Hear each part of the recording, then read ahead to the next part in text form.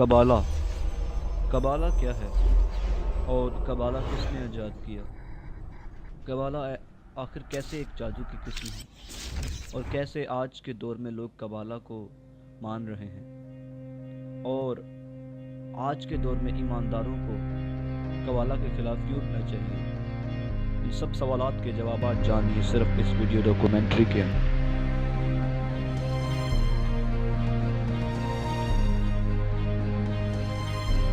کبالا کے اندر کائنات کے رازوں کے بارے میں بات کی جاتی ہے اور انسانیت کی فطرت کے بارے میں بات کی جاتی ہے۔ لفظ کبالا عبرانی زبان کے لفظ قبول سے آیا ہے جس کا مطلب روایت موصول ہوئی۔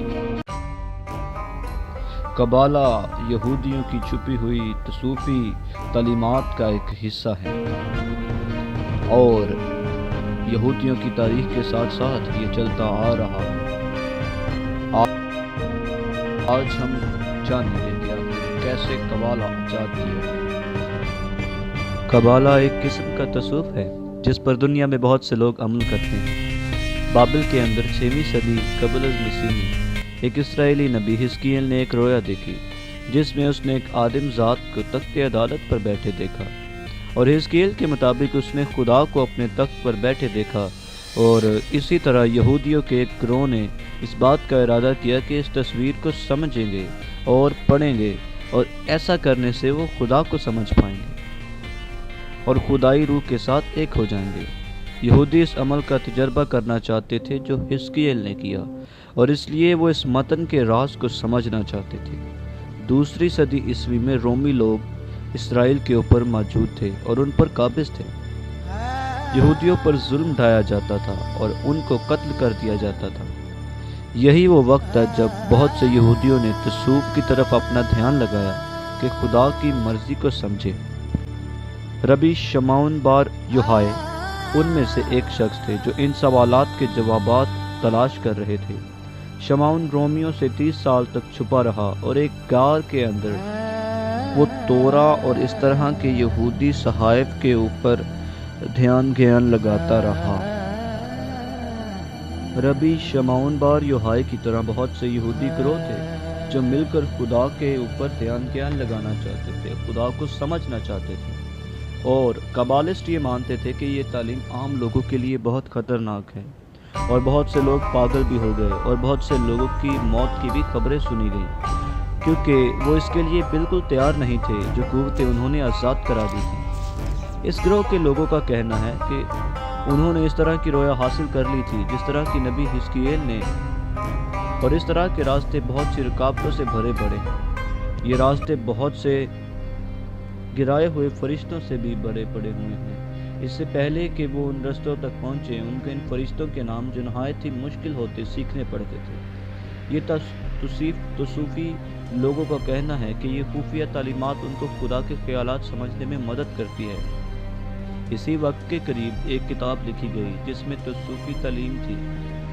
اس کتاب کا نام بک آف کریشن یا اس کو سفر یتزرا کہا جاتا تھا، جس کے اندر یہ بیان ہے کہ کیسے خدا نے عبرانی 21 حروف کو استعمال کیا اور کائنات کی تخلیق کی، اور ان میں سے 3 حروف بہت ہی زیادہ اہمیت کے حامل ہیں: الف، بیت اور نون۔ ربیوں کا یہ خیال ہے کہ اس کتاب کی تعلیمات عام لوگوں کے لیے بہت خطرناک ہے، وہ اس کو قبول نہیں کر سکتے۔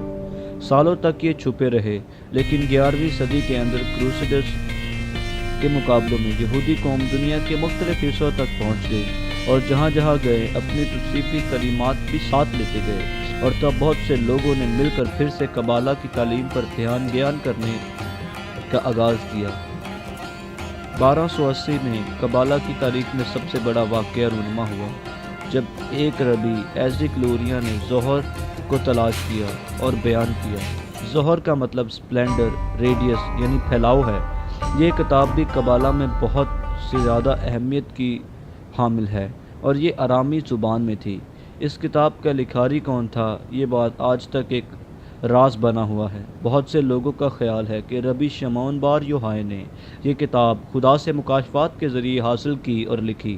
دوسری صدی کے اندر بعض لوگ کہتے تھے کہ یہ بہت سے ربیوں نے مل کر لکھی ہے، اور یہ ایسی کتاب ہے جس کے اندر آرامی کو بہت ہی غلط طریقوں سے لکھا گیا ہے، جو سمجھنا بہت ہی مشکل ہے، لیکن اس کے اندر بہت سارے راز چھپے ہوئے ہیں۔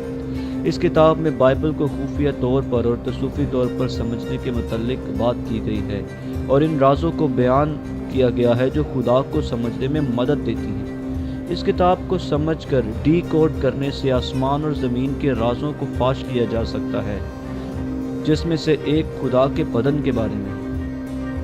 13ویں صدی کے اندر قبالہ یورپ اور مڈل ایسٹ میں پھیل گیا تھا۔ ڈانیل میت ایک ریسرچر ہیں جو ظہر کو اس کی اصل زبان سے انگریزی میں ترجمہ کرنا چاہتے ہیں۔ اس کے 2000 صفحات ہیں جو بہت ہی پیچیدہ ہیں، اور جس میں ربی شمعون بار یوحنا نے اپنی کہانی ایک ناول کی طرح لکھی جو اس نے اسرائیل میں پھیلائی۔ کابلسٹ کے مطابق قابلہ کی مدد سے ہم تورا میں موجود باتوں کے خفیہ مطلب بھی سمجھ سکتے ہیں۔ جیسا کہ ہم جانتے ہیں کہ خدا نے آدم اور حوا کو عدن سے باہر کیا، لیکن ظہر کی تعلیمات کے مطابق انسان نے خدا کو خود سے دور کیا۔ آدم اور حوا نے خدا کو ایکسپیل کیا۔ ہم اب بھی اس عدن میں ہی موجود ہیں، قبالہ کا یہ ماننا ہے، لیکن ہم پر وہ راز اب کھل نہیں رہا۔ ہم دوبارہ خدا کے ساتھ جڑ سکتے ہیں، اور صرف قبالہ کے ذریعے۔ ظہر صرف ان لوگوں کے لیے تھی جو قدرے روحانی تھے، کیونکہ جو لوگ روحانیت کو نہیں سمجھتے وہ قبالہ کو قبول نہیں کر سکتے تھے۔ قبالہ کے اندر بہت سارے نشانات موجود تھے، جن میں سے ایک نشان خدا کے بدن کو، the body of God کو سمجھنا تھا، جو سب سے زیادہ ضروری تھا، جو 10 نشانات پر مشتمل تھا۔ قبالسٹ کا ایمان ہے کہ اگر وہ خدا کے اس بدن کو سمجھ پائیں تو وہ یہ بھی جان پائیں گے کہ خدا کی قوت کیسے کام کرتی ہے۔ خدا کا بدن انسانی بدن جیسا ہے۔ خدا کے بدن کے 3 حصے ہیں، جن میں سب سے پہلے خدا کا سر یعنی مرضی، حکمت اور سمجھ ہے۔ نچلا حصہ پیار، طاقت، خوبصورتی، ابدیت اور پھیلاؤ ہے۔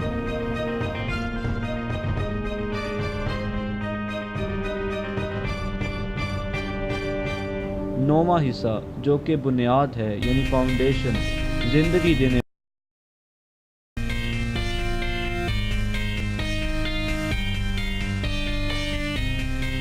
والا، اور آخری حصہ اس کو خدا کا نسائی فیمنن حصہ کہا جاتا ہے، جس کو شکائنا کہا جاتا ہے۔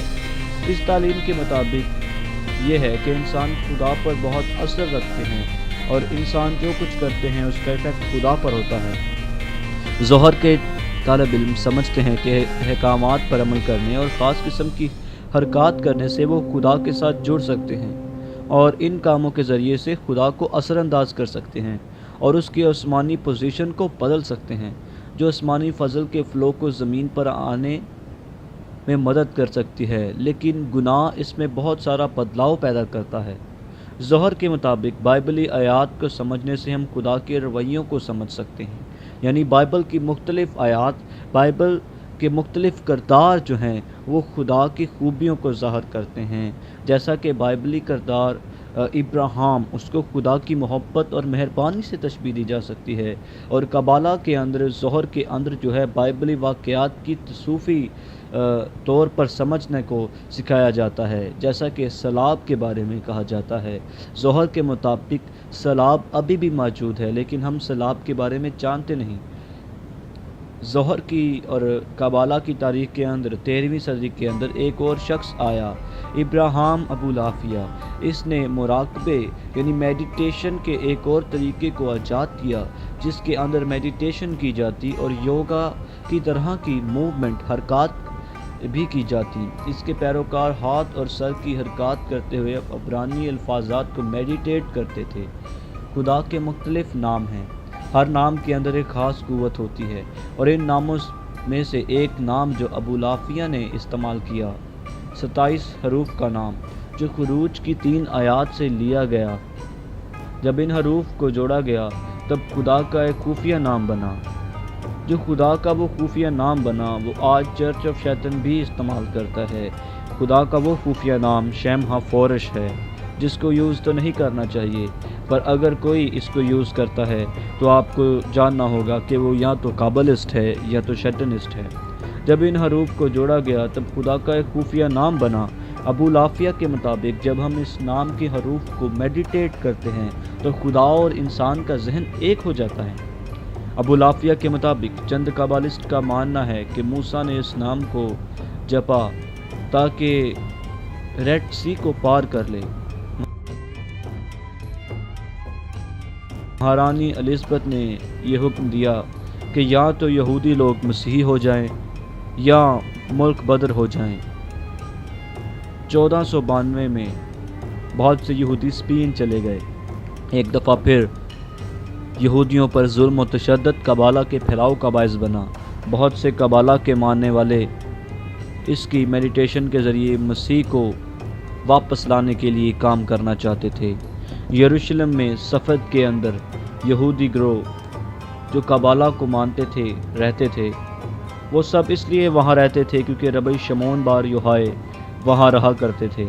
ظہر کی تعلیم ہے کہ اچھے کام خدا کی طاقت کو زمین پر بڑھاتے ہیں۔ قابلسٹ جو صفت کے اندر رہتے تھے وہ سمجھتے تھے کہ انسانوں کو خدا کی مدد کرنے کی ضرورت ہے کہ وہ مسیح کو موعد مسیح کو زمین پر واپس لائے۔ ان کا سب سے مشہور ربی ایزک لوریا تھا۔ 1570 میں وہ صفت میں تعلیم دینے لگا۔ وہ اس سینچری کا سب سے پاکیزہ شخص مانا جاتا ہے، اور جب وہ جوان تھا تب اس نے کئی سال کائرو مصر میں گزارے، جہاں لوریا نے ظہر کو پڑھا، اور کہا جاتا ہے کہ فرشتوں اور بائبلی انبیاء کی رویا دیکھی لوریا نے۔ اس نے ظہر کے متنوں کو چنا اور ان کو منتر کے طور پر استعمال کرنا شروع کیا۔ وہ ایک انسان کے ماتھے پر دیکھتا اور اس کے بارے میں سب کچھ جان سکتا تھا، اور وہ شفا بھی دے سکتا تھا۔ وہ ایک شخص کی پچھلی زندگی میں جو ہوا اس کے بارے میں بھی بتا سکتا تھا۔ یہ سب قوتیں اس نے ظہر کے اوپر میڈیٹیشن کر کے حاصل کی تھی۔ ایزک لوریا نے کہا کہ پچھلا جنم ہوتا ہے، یعنی ری انکارنیشن کی تھیوری۔ اس نے ری انکارنیشن کی تھیوری بھی بتائی۔ ری انکارنیشن کی تھیوری بتاتے ہوئے ایزک لوریا کا یہ کہنا تھا کہ اگر ہم آج کے دور میں یہ جانیں کہ ہماری زندگی کے اندر کیا ہو رہا ہے، اس کی وجہ یہی ہے کہ پچھلے جنم میں کچھ برا ہوا ہوگا۔ اور ایزک لوریا کے مطابق ہر شخص کی کوئی نہ کوئی اسپرٹ روٹ ہوتی ہے، جس میں سے آدم اور حوا، یا تو قائن اور حابل، یا نوح کے 3 بیٹے سیم، حام یا یافت۔ یہ 5 سول روٹس ہیں جن کے ذریعے سے ہم جان سکتے ہیں کہ ایک شخص کا بیہیویئر اور اس کی زندگی کیسی ہے۔ بہت سے قابلسٹ نے اپنے ماضی کے بارے میں جاننے کی کوشش کی جو صفت کے اندر لوگ تھے، اور صفت کے لوگوں نے اپنے پچھلے جنم کی قبروں کو تلاش کرنا شروع کر دیا، اور آج بھی ایسا ہوتا ہے، اور لوگ شمعون بار یوحائے کی قبر پر آتے ہیں۔ ان میں سے کچھ لوگ لوریا کے ماننے والے ہیں۔ لوریا نے تخلیق کا ایک اور طریقہ اور نظریہ ایجاد کیا۔ اس نے کہا کہ سب کچھ اس لیے بنا کیونکہ خدا کو کسی کی ضرورت تھی۔ پہلا عمل تخلیق نہ تھا بلکہ پھیلاؤ تھا۔ ہر طرف پھیلاؤ، خدا ہر طرف پھیل گیا۔ قبالہ کے مطابق، ان کے مطابق سب سے پہلے تباہی ہونی چاہیے، ڈسٹرکشن، تبھی تخلیق ہو سکتی ہے۔ جب خدا نے ایسا کیا تب کچھ شعلہ نما قوتیں زمین پر گر گئیں اور زمین پر کہیں نہ کہیں موجود ہیں۔ لوریا کے مطابق انسان کو دوبارہ انہیں جوڑنا چاہیے، کیونکہ جب وہ انہیں دوبارہ جوڑے گا تو وہ قوت حاصل کرے گا۔ 1572 کے اندر لوریا کی موت ہو گئی۔ بہت سے لوگوں نے سمجھا کہ وہ رازوں کو فاش کرنے کے لیے خدا کی طرف سے ایک سزا تھی۔ 16ویں صدی تک قبالہ تمام دنیا میں پھیل گیا، اور ظہر کو 16ویں صدی کے اندر ہی لاطینی زبان میں ترجمہ کیا گیا۔ مسیحی لوگوں نے بھی ظہر کو پڑھنا شروع کر دیا، جس سے ٹرم دی کرسچن قبالہ نکلا، اور مسیحی لوگ اپنے ایمان کی باتوں کو سمجھنے کے لیے قبالہ کا استعمال کرنے لگے۔ مسیحی لوگوں نے بھی قبالہ کو پڑھنا شروع کیا۔ اس کے بعد ہم جانتے ہیں کہ سبت ذیلوی ایک ایسا شخص تھا جو کبالا کی ہسٹری میں بہت ہی اہم ہے۔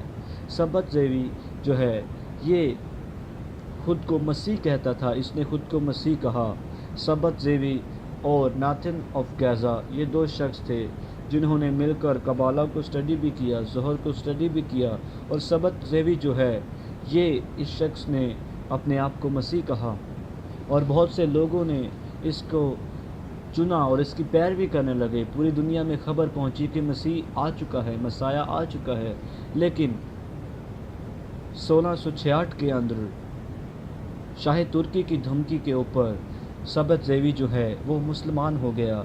جب وہ مسلم ہو گیا، جب اس نے اسلام کو قبول کر لیا، تو بہت سارے یہودیوں نے اس کی بات کو مانتے ہوئے اسلام کو قبول کیا، لیکن ان کے اندر ابھی بھی کبالا کے لیے تڑپ موجود تھی۔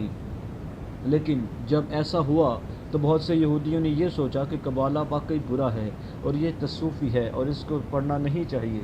لیکن اس کے بعد یورپ کے اندر ہسیڈیزم ہوئی، جس کے بانی ربی بالشیم 18ویں صدی کے اندر موجود تھے، جنہوں نے تمام تر گروہوں کو جو کبالا کی پریکٹس کر رہے تھے، جو میڈیٹیشن کر رہے تھے اور خدا کو سمجھنے کی کوشش کر رہے تھے، ان کو ایک کر دیا۔ اس کے بعد ربی بیلشام نے کہا کہ تمام لوگ جو ہیں وہ خدا کے پیارے ہیں اور وہ سبھی اس اسپارک کو، شعلے کو تلاش کر سکتے ہیں۔ پھر اس کے بعد کبالا 250 سال تک خاموش رہا۔ کبالا یہودیوں کی زندگی میں موجود نہ تھا، لیکن اس کے بعد گیرشوم سیکولوم اس شخص نے کبالا کی تعلیم کو پھر سے پھیلانا شروع کر دیا۔ وہ ایک جرمنی کا تاریخ دان تھا، اس نے اس کو پڑھا اور بہت سی کتابوں کو اس نے لوگوں تک اویلیبل کیا، لیکن کئی سالوں بعد ہم جانتے ہیں کہ اس نے لائبریریوں میں جانا شروع کیا، وہ کتابیں پڑھی جو کئی سالوں سے بند تھیں۔ اس کے بعد امریکہ کے اندر بہت سارے لوگوں نے مذہب کے اوپر بات کرنی شروع کی 1960 کے اندر، اور ربی فلپ برگ ایک ایسا شخص تھا جس نے کبالا کو پھر سے اسٹڈی کرنا شروع کیا۔ وہ اسرائیل میں گیا اور اس نے وہاں پر لوگوں کے ساتھ مل کر کبالا کو پڑھا، اور وہ سب لوگوں تک کبالا کو پہنچانا چاہتا تھا۔ وہ چاہتا تھا کہ کبالا سب لوگوں تک پہنچے اور سب لوگ کبالا کو جانیں۔ 1970 کے اندر اس نے کبالا سینٹر اسرائیل کے اندر تیل اویو میں قائم کیا۔ 1980 کے اندر لاس اینجلس میں اس نے کبالا سینٹر قائم کیا اور بہت سارے لوگ اس کے پیروکار بن گئے۔ کبالا نے بہت سے مشہور سیلیبریٹیز کو اپنی طرف مائل کیا ہے، کیونکہ وہ کوئی نہ کوئی روحانی احساس حاصل کرنا چاہتے ہیں، اس لیے انہوں نے کبالا کو چنا۔ برگ کے دو بیٹے ہیں، یودا برگ اور مائیکل برگ، وہ اس کے ساتھ مل کر کبالا سینٹر کو چلاتے ہیں۔ خدا کے 72 نام ہیں جن کو میڈیٹیٹ کیا جاتا ہے۔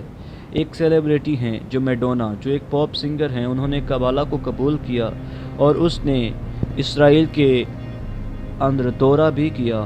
کبالا کے اندر یہ بات بھی موجود ہے کہ آپ لال دھاگا باندھیں اور برائی کو اپنے سے دور رکھیں۔ کبالا، آخر ہم جان چکے ہیں کہ کبالا جو ہے وہ شیطانیت کی طرف سے ہی ہے، کیونکہ خدا کو سمجھنے کے لیے ہمیں خدا کی طرف رجوع کرنی چاہیے، نہ کہ صرف میڈیٹیشن اور متنوں کے اوپر، جو کہ بہت ہی عجیب لگتا ہے۔ اسی طرح آج ہم نے کبالا کے اوپر بہت کچھ سیکھا۔ آپ کبالا کو ایکسپوز کریں، لوگوں کو بتائیں کہ کبالا جو ہے وہ کیا ہے، اور کبالا آخر ایک چھپی ہوئی مسٹسزم کا نام ہے، تصوف، اور ایک تصوفی کہانی، تصوفی تعلیم ہے، اور یہ کیسے وجود میں آئی اور کیسے لوگوں نے اس کو میڈیٹیٹ کرتے ہوئے خدا اسرائیل کے خدا کی تعلیم کے خلاف چلنا شروع کیا، کیونکہ ری انکارنیشن کرسچینٹی اور جوڈیزم کے اندر موجود نہیں۔ ری انکارنیشن جو ہے یہ ایک پیگن ڈاکٹرین ہے۔ حقیقت میں آپ ایک ہی دفعہ مرتے ہیں اور آپ عدالت کے لیے مقرر کر دیے جاتے ہیں، آپ دوبارہ جنم نہیں لیتے، ری انکارنیشن نہیں ہوتی۔